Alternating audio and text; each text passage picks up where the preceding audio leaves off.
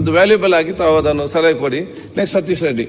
ಸನ್ಮಾನ್ಯ ಸಭಾಧ್ಯಕ್ಷರೇ, ಮಾನ್ಯ ಮುಖ್ಯಮಂತ್ರಿಗಳು ಮಂಡಿಸಿರ್ತಕ್ಕಂಥ ಆಯವ್ಯಯದ ಬಗ್ಗೆ ಚರ್ಚೆ ಮಾಡೋಕ್ಕೆ ಅವಕಾಶ ಮಾಡಿಕೊಟ್ಟಿದ್ದಕ್ಕೆ ತಮಗೆ ಮನಸ್ಪೂರ್ವಕವಾದಂಥ ಧನ್ಯವಾದಗಳನ್ನ ಹೇಳ್ತಾ, ಸಭಾಧ್ಯಕ್ಷರೇ, ಇವತ್ತು ನನ್ನ ಮಾತನ್ನ ಪ್ರಾರಂಭ ಮಾಡೋಕ್ಕೆ ಮೊದಲು ಬಾಬಾ ಸಾಹೇಬ್ ಅಂಬೇಡ್ಕರ್ ಅವರು ಸರ್ಕಾರ ಅಂದ್ರೆ ಏನು ಅಂತ ಹೇಳೋ ಮಾತುಗಳನ್ನ ಪ್ರಸ್ತಾಪ ಮಾಡಿ ನನ್ನ ಮಾತುಗಳನ್ನ ಮುಂದುವರಿಸ್ತೀನಿ. ಸಭಾಧ್ಯಕ್ಷರೇ, ಬಾಬಾ ಸಾಹೇಬ್ ಅಂಬೇಡ್ಕರ್ ಅವರು ಹೇಳ್ತಾರೆ, ಸರ್ಕಾರ ಅಂತಂದ್ರೆ ಜನರ ಆರ್ಥಿಕ ಮತ್ತು ಸಾಮಾಜಿಕ ಜೀವನದಲ್ಲಿ ಕ್ರಾಂತಿಕಾರಿ ಬದಲಾವಣೆಯನ್ನು ರಕ್ತಪಾತವಿಲ್ಲದೆ ತರುವ ಒಂದು ವಿಧಾನ ಅಂತೇಳಿ. ಆ ಒಂದು ನಿಟ್ಟಿನಲ್ಲಿ ಸಭಾಧ್ಯಕ್ಷರೇ, ನಮ್ಮ ಆಡಳಿತದಲ್ಲಿರ್ತಕ್ಕಂಥ ಕಾಂಗ್ರೆಸ್ ಪಕ್ಷಕ್ಕೆ ಒಂದು ಭವ್ಯವಾದಂಥ ಇತಿಹಾಸ.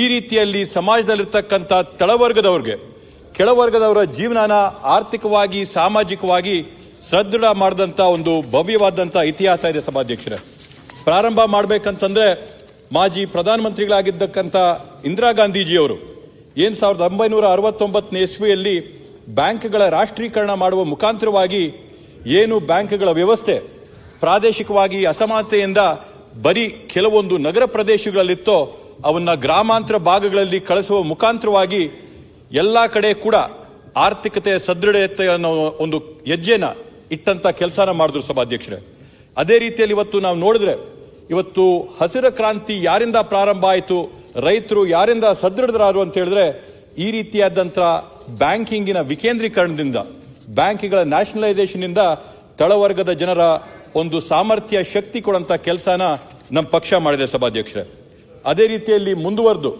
1991ನೇ ಇಸ್ವಿಯಲ್ಲಿ ಏನು ಲಿಬ್ರಲೈಸೇಷನ್ ಮಾಡಿದ್ವಿ, ಆ ಲಿಬ್ರಲೈಸೇಷನ್ ಮಾಡುವ ಮುಖಾಂತರವಾಗಿ ಏನಿಲ್ಲಿರ್ತಕ್ಕಂಥ ಒಂದು ಲೈಸೆನ್ಸ್ ರಾಜ್ ಅಂತ ವ್ಯವಸ್ಥೆ ಇತ್ತೋ, ಆ ಲೈಸೆನ್ಸ್ ರಾಜ್ ವ್ಯವಸ್ಥೆಯನ್ನು ಮುಗಿಸಿ ಎಲ್ಲರಿಗೂ ಕೂಡ ಆರ್ಥಿಕ ಅಭಿವೃದ್ಧಿಯಲ್ಲಿ ಭಾಗವಹಿಸಂತ ಒಂದು ಅವಕಾಶನ ಇವತ್ತು ಕಲ್ಪಿಸ್ಕೊಟ್ಟಿದ್ದೀವಿ. ನಮ್ಮ ಸರ್ಕಾರ 2004ರಿಂದ 2014ನ ಸಂದರ್ಭದಲ್ಲಿ ಕೇಂದ್ರದಲ್ಲಿದ್ದಾಗ ನಾನಾ ಕಾಯ್ದೆಗಳನ್ನ, ನಾನಾ ಕಾನೂನುಗಳನ್ನ ತಂದು, ರೈಟ್ ಟು ಎಜುಕೇಷನ್ ಆಗಿರ್ಬೋದು, ರೈಟ್ ಟು ಇನ್ಫಾರ್ಮೇಶನ್ ಆಗಿರ್ಬೋದು, ಉದ್ಯೋಗ ಖಾತ್ರಿ ಆಗಿರ್ಬೋದು, ಫುಡ್ ಸೆಕ್ಯೂರಿಟಿ ಆಕ್ಟ್ ಆಗಿರ್ಬೋದು, ಈ ಎಲ್ಲ ಕಾನೂನುಗಳನ್ನ, ಕಾಯ್ದೆಗಳನ್ನ ತರುವ ಮುಖಾಂತರವಾಗಿ ಸಮಾಜದ ಕಟ್ಟ ಕಡೆಯ ಪ್ರಜೆಗೆ ಸಶಕ್ತನಾಗಿ ಮಾಡಕ್ಕೋಸ್ಕರ, ಸ್ವಾಭಿಮಾನಿಯಾಗಿ ಮಾಡಕ್ಕೋಸ್ಕರ ಏನೇನೆಲ್ಲ ಕೆಲಸಗಳನ್ನ ಮಾಡ್ಕೊಂಡು ಬರಬೇಕೋ ನಿರಂತರವಾಗಿ ಆ ಕೆಲಸಗಳನ್ನ ನಮ್ಮ ಪಕ್ಷದ ತತ್ವ ಸಿದ್ಧಾಂತದ ಆಧಾರದ ಮೇಲೆ ಇವತ್ತು ನಾವು ಮಾಡ್ಕೊಳ್ತಾ ಬಂದಿದ್ದೀವಿ. ಸಭಾಧ್ಯಕ್ಷರೇ, ಅದೇ ರೀತಿಯಲ್ಲಿ ವಿಶೇಷವಾಗಿ ಕರ್ನಾಟಕದಲ್ಲಿ ನಾವು ನೋಡ್ಬೇಕಂತಂದ್ರೆ, ಈಗಾಗಲೇ BR ಪಾಟೀಲ್ ಸಾಹೇಬರು ಮಂಡನೆ ಮಾಡ್ದಂಗೆ ದೇವರಾಜ್ ಅರಸು ಅವರು ಏನಿಲ್ಲಿ ಮುಖ್ಯಮಂತ್ರಿಗಳಾಗಿದ್ದಂತ ಸಂದರ್ಭದಲ್ಲಿ ಉಳುವವನೇ ಭೂಮಿಯ ಒಡೆಯನಂತ ಒಂದು ಕ್ರಾಂತಿಕಾರಿಯಾದಂಥ ಯೋಜನೆಯನ್ನ ತಂದು ರಾತ್ರೋರಾತ್ರಿ ಲಕ್ಷಾಂತರ ರೈತರು ಏನು ಭೂಮಿನ ಉಳ್ತಾ ಇದ್ರೋ ಆ ಉಳುವವನ್ನ ಭೂಮಿಯನ್ನ ಒಡೆಯ ಮಾಡಂತ ಒಂದು ಕೆಲಸನ ಮಾಡಿರ್ತಕ್ಕಂಥ ಕೀರ್ತಿ ಇವತ್ತು ನಮ್ಮ ಸರ್ಕಾರಕ್ಕಿದೆ. ಸಭಾಧ್ಯಕ್ಷರೇ, ಈ ಒಂದು ರೀತಿಯಲ್ಲಿ ಏನು ಬಾಬಾ ಸಾಹೇಬ್ ಅಂಬೇಡ್ಕರ್ ಅವರ ಕನಸಿತ್ತು, ಜನರ ಬದುಕುಗಳಲ್ಲಿ ಒಂದು ಕ್ರಾಂತಿಕಾರಿಯಾದಂಥ ಆರ್ಥಿಕ ಸಾಮಾಜಿಕ ಬದಲಾವಣೆ ಆಗಬೇಕು ಅಂತೇಳಿ ನಮ್ಮ ಪಕ್ಷದ ಧ್ಯೇಯ, ಉದ್ದೇಶ, ತತ್ವ, ಸಿದ್ಧಾಂತ ಇರತಕ್ಕಂಥದ್ದು ಸಮಾಜದ ಕಟ್ಟ ಕಡೆಯ ಪ್ರಜೆ ಅಭಿವೃದ್ಧಿ ಆಗಬೇಕು ಅಂತ. ಸಭಾಧ್ಯಕ್ಷರೇ, ಆದ್ರೆ ಇವತ್ತು ಈ ರೀತಿಯಲ್ಲಿ ನಮ್ಮ ಸರ್ಕಾರ ನಡ್ಕೊಂಡು ಬರ್ತಾ ಇರಬೇಕಾದಂತ ಒಂದು ಹಿನ್ನೆಲೆಯಲ್ಲಿ ಇಲ್ಲಿ ನಡೆದಂತ ಚರ್ಚೆಗಳನ್ನ ನಾವು ಸೂಕ್ಷ್ಮವಾಗಿ ಗಮನಿಸಿದ್ರೆ, ಇಲ್ಲಿ ಎಲ್ಲರೂ ಕೂಡ ಮಾತಾಡಿರ್ತಕ್ಕಂಥದ್ದು ಬಹುಪಾಲು ಗ್ಯಾರಂಟಿಗಳ ಬಗ್ಗೆ. ಸಭಾಧ್ಯಕ್ಷರೇ, ಆ ಗ್ಯಾರಂಟಿಗಳ ಬಗ್ಗೆ ಕೂಡ ಮಾತಾಡಿದಂತ ಸಂದರ್ಭದಲ್ಲಿ ಏನೊಂದು ಪ್ರತಿ ಸರಿ ಉಚ್ಚಾರ ಆಗುತ್ತಂತಂದ್ರೆ, ಗ್ಯಾರಂಟಿಗಳನ್ನ ನಾವು ಚುನಾವಣೆಯ ಪ್ರಣಾಳಿಕೆಯಲ್ಲಿ ಹಾಕಿದ್ವಿ, ಆದ್ರಿಂದ ನಾವು ಅದನ್ನ ಮಾಡಿದೀವಿ ಅಂತ ಹೇಳಿ. ಸಭಾಧ್ಯಕ್ಷರೇ, ಒಂದು ಮಾತಂತೂ ನಾನು ಘಂಟಾಘೋಷವಾಗಿ ಹೇಳ್ತೀನಿ, ಏನು 2023ರಲ್ಲಿ ನಡೆದಂತ ಚುನಾವಣೆಯಲ್ಲಿ ನಾವು ಗ್ಯಾರಂಟಿ ಕೊಡ್ಲಿ, ಗ್ಯಾರಂಟಿ ಕೊಡದೇ ಇರಲಿ, 5 ಭಾಗ್ಯಗಳು ಕೊಡ್ಲಿ, ಕೊಡದೇ ಇರಲಿ, ಕಾಂಗ್ರೆಸ್ ಪಕ್ಷ ಅಧಿಕಾರಕ್ಕೆ ಬರದಂತೂ 100ಕ್ಕೆ100 ಗ್ಯಾರಂಟಿ ಇತ್ತು. ಸಭಾಧ್ಯಕ್ಷರೇ, ಅದರಲ್ಲಿ ಯಾವುದೇ ಒಂದು ಸಂದೇಹ ಇರಲಿಲ್ಲ. ಇಂದಿನ ಸರ್ಕಾರ ಮಾಡಿದಂತ ಭ್ರಷ್ಟಾಚಾರ ಆಗಿರ್ಬೋದು, ಅವ್ಯವಹಾರ ಆಗಿರ್ಬೋದು, ಒಳ ಜಗಳಗಳಾಗಿರ್ಬೋದು, ಇವೆಲ್ಲವನ್ನೂ ಕೂಡ ಜನರು ನಿರಂತರವಾಗಿ ನೋಡಿ ಬೇಸೆತ್ತಿ ಒಂದು ಬದಲಾವಣೆಯನ್ನ ಬಯಸಿದ್ದಂತೂ 100ಕ್ಕೆ100 ಸತ್ಯ ಇತ್ತು. ಗ್ಯಾರಂಟಿಗಳು ಕೊಟ್ರಿಂದ ನಮ್ಗೊಂದು 5-6 ಸೀಟ್ ಜಾಸ್ತಿ ಆಗಿರ್ಬೋದು, ಬಿಟ್ರೆ ಗ್ಯಾರಂಟಿಗಳಿಂದ ನಮ್ಮ ಸರ್ಕಾರ ಅಧಿಕಾರಕ್ಕೆ ಬಂತು ಅನ್ನೋಂಥದ್ದು ಯಾವುದೇ ಕಾರಣಕ್ಕೂ ಸತ್ಯಕ್ಕೆ ದೂರವಾದಂತ ಮಾತು. ಸಭಾಧ್ಯಕ್ಷರೇ, ಇವತ್ತು ನಾವು ಗ್ಯಾರಂಟಿ ಯೋಜನೆಗಳನ್ನ ಜನಕ್ಕೆ ಕೊಟ್ಟಿರ್ತಕ್ಕಂಥದ್ದು ಯಾಕಂತಂದ್ರೆ, ಸಮಾಜ ಕಲ್ಯಾಣ ಅಂತದ್ದೇನಿದೆಯೋ ಆ ಸಮಾಜ ಕಲ್ಯಾಣ ಅಂತಕ್ಕಂಥದ್ದು ಕಾಂಗ್ರೆಸ್ ಪಕ್ಷದ ಕಾರ್ಯಕರ್ತರಲ್ಲಿ, ಕಾಂಗ್ರೆಸ್ ಪಕ್ಷದ ನಾಯಕರಲ್ಲಿ ರಕ್ತಗತವಾಗಿದೆ. ಅದು ನಮ್ಮ DNA ಒಂದು ಭಾಗವಾಗಿದೆ. ಆ ಒಂದು ಕಾರಣಕ್ಕೋಸ್ಕರ, ಸಮಾಜ ಕಲ್ಯಾಣಕ್ಕೋಸ್ಕರ ಇವತ್ತು ನಾವು ಗ್ಯಾರಂಟಿಗಳನ್ನ ಘೋಷಣೆ ಮಾಡಿರ್ತಕ್ಕಂಥದ್ದು ಸಭಾಧ್ಯಕ್ಷರೇ. ಇವತ್ತು ನಾವು 2016ನೇ ಇಸ್ವಿಯಿಂದ ನಾವು ನೋಡ್ಕೊಂತಾ ಬಂದ್ರೆ, ತಂದೆಯವರು MP ಯಾವ ಪಾರ್ಟಿಯಿಂದ ಆಗಿದ್ರು? DNA ಅಂತ ಹೇಳ್ತಿರಲ್ಲ, ನಿಮ್ ತಂದೆಯವರು ಯಾವ ಪಾರ್ಟಿಯಿಂದ MP ಆಗಿದ್ರು? ನಮ್ ತಾತ ಅವ್ರ M. ಕೃಷ್ಣಪ್ಪ ಅವ್ರ ಅಂತ ಹೇಳಿ ಕಾಂಗ್ರೆಸ್ ಪಕ್ಷದಿಂದ ಮೇಯರ್ ಆಗಿ ಬೆಂಗಳೂರು ನಗರಕ್ಕೆ ಮೊದಲನೇ ಬಾರಿಯಾಗಿ ಆಗಿದ್ರು. ಅಶೋಕ್ ಅಣ್ಣವ್ರಿಗೆ ಗೊತ್ತಿರ್ತದೆ, ಅಶೋಕ್ ಅಣ್ಣವ್ರಿಗೆ ಕೃಷ್ಣಪ್ಪನವ್ರು ಯಾರು ಅಂತ ಗೊತ್ತಿರ್ತದೆ. ಕೃಷ್ಣಪ್ಪನವರು ತಂದೆಯವರು ನಮ್ಮ ಆತ್ಮೀಯ ಸ್ನೇಹಿತರು. ಯಾವ ಪಾರ್ಟಿಯಿಂದ MP ಆಗಿದ್ರು ಮತ್ತೆ ನಿಮ್ DNA ಯಾವುದು? ಕೃಷ್ಣಪ್ಪನವ್ರದ್ದು, ಬಚ್ಚೇಗೌಡದು, ಎಲ್ಲರದು DNA ಇದೆ, ಅದರಲ್ಲಿ ಏನ್ ಡೌಟ್ ಇಲ್ಲ. ಇದು ಕಾಂಗ್ರೆಸ್ ಪಕ್ಷದ ಒಂದು DNA ಅಂತ ಹೇಳ್ತಾ ಇರೋದು ಬಿಟ್ರೆ, ಆ ಒಂದು ನಿಟ್ಟಿನಲ್ಲಿ ಇವತ್ತೇನು 2016ನೇ ಇಸ್ವಿಯಿಂದ 2016ನೇ ಇಸ್ವಿಯಿಂದ ಏನು ಕೇಂದ್ರ ಸರ್ಕಾರದ ಕೆಲವೊಂದು ಅವೈಜ್ಞಾನಿಕವಾದಂತ, ಕೆಲವೊಂದು ಅಸಮರ್ಪಕ ಕ್ರಮಗಳಿಂದ ಏನು ಜನರ ಮೇಲೆ ಬಿದ್ದಿರ್ತಕ್ಕಂಥ ಹೊರೆಯಿಂದ ಇವತ್ತು ಬಡತನದಲ್ಲಿರ್ತಕ್ಕಂಥ ಜನ ತತ್ತರಿಸೋಗಿದ್ದಾರೆ ಸಭಾಧ್ಯಕ್ಷರೇ. ಅದರಲ್ಲಿ ಮೊಟ್ಟ ಮೊದಲನೆಯದಾಗಿ ಸಭಾಧ್ಯಕ್ಷರೇ ಒಂದು ವಿಷಯ, ಅವ್ರ ತಂದೆ, ಅವರ ಫ್ಯಾಮಿಲಿ ಎಲ್ಲ ಕಾಂಗ್ರೆಸ್ ಅವರು. ಕೇಳಿ, ಒಂದು ನಿಮಿಷ ಅಲ್ಲ, ಅವ್ರ ತಂದೆ JDS JDS ಮೂಲೆಯಲ್ಲಿ ದೇವೇಗೌಡರು ಎಲ್ಲಿ ಇದ್ರು? ಕಾಂಗ್ರೆಸ್ ಹೋದಲ್ಲಿ ಇರ್ಲಿಲ್ವಾ? ಕಾಂಗ್ರೆಸ್ ಹೋದಲ್ಲಿ ಇರ್ಲಿಲ್ವಾ? ಸ್ವಾತಂತ್ರ್ಯ ಪರವಾಗಿ ಎಲ್ಲರೂ JDS ಅಲ್ಲಿ ಕಾಂಗ್ರೆಸ್ ಸಮರ್ಥನೆ ಮಾಡ್ತಾರೆ. ಮುಖ್ಯಮಂತ್ರಿಗಳು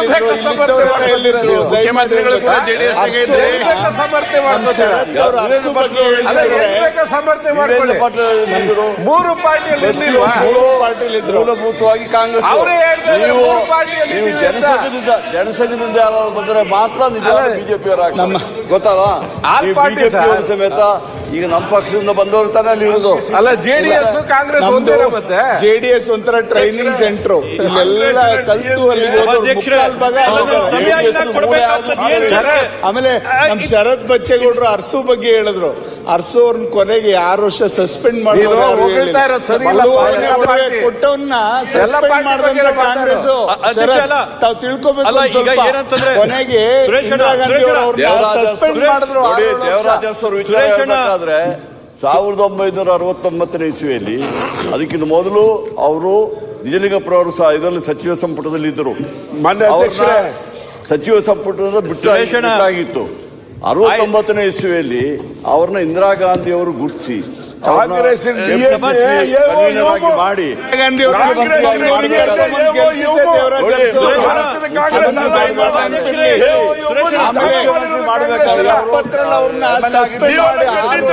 ದೇವರಾಜ ಅರಸುನ ಕಾಂಗ್ರೆಸ್ ಸಸ್ಪೆಂಡ್ ಮಾಡಿ